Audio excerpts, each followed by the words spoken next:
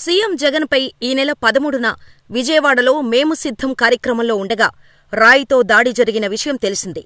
ఈ కేసులో నిందితుడిని విజయవాడ పోలీసులు కోర్టులో హాజరుపరిచారు. ఆరోపణలు ఎదుర్కొంటున్న వ్యక్తి మైనర్ అని నిందితుడి తరపు న్యాయవాది వాదనలు వినిపించారు. కానీ పోలీసులు చెప్పిన పుట్టిన తేదీ వివరాలకు అతడి ఆధార్ కార్డులో ఉన్న తేదీకి తేడా ఉందని కోర్టుకు వివరించారు. నిందితుడి ఆధార్ కార్డులోని పుట్టిన తేదీని పరిగణలోకి తీసుకోవాలని విజ్ఞప్తి చేశారు. నిందితుడు నేరచరిత్ర కలిగిన వ్యక్తి కాదని సదరు లాయర్ వాదించారు. రాయి విసిరితే హత్యాయత్నం కేసు పెట్టారన్నారు.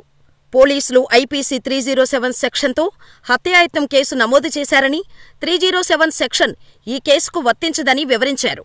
పోలీసుల తరపు న్యాయవాది స్పందిస్తూ నిందితుడు దురుద్దేశపూర్వకంగానే రాయితో దాడి చేశాడని ఆరోపించారు. ఇలాంటి పరిస్థితుల్లో హత్యాయత్నం సెక్షన్ వర్తిస్తుందని కోర్టుకు తెలిపారు. ప్రస్తుతానికి విజయవాడ కోర్టులో ఇరువర్గాల వాదనలు ముగిశాయి. మరోవైపు సీఎం జగన్పై రాయి దాడి కేసులో పలువురు అనుమానితుల బంధువులు విజయవాడ కోర్టులో సర్చ్ పిటిషన్ దాఖలు చేశారు. తమ పిల్లల ఆచూకీ తెలపాలంటూ వారు పిటిషన్లో విజ్ఞప్తి చేశారు.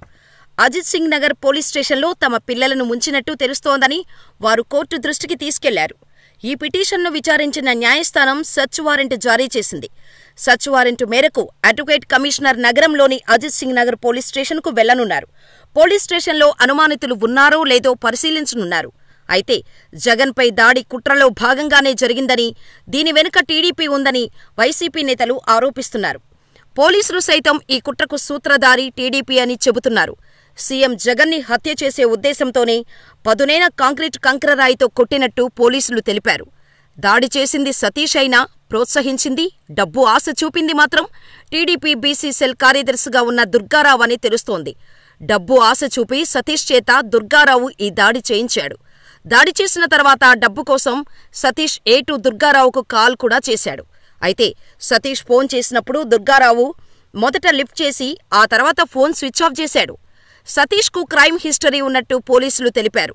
సతీష్ 2 ఏళ్ల క్రితం సెల్ ఫోన్ దొంగతనం కేసులో నిందితుడిగా ఉన్నాడని పోలీసులు చెప్పారు. సీఎం జగన్పై రాయితో దాడి చేసిన నిందితుడు సతీష్ మైనరా లేదా మేజరా అనే చర్చ నెలకొంది. కాగా సతీష్ మేజర్ కాదు, మైనర్ అని నిందితుడి తరపు లాయర్ వాదనలు వినిపించారు. మరి ఈ కేసులో టీడీపీ హస్తం ఉందా? అసలు కోర్టు ఏమని తీర్పు ఇవ్వనుంది అనే దానిపై ప్రస్తుతం ఉత్కంఠ నెలకొంది.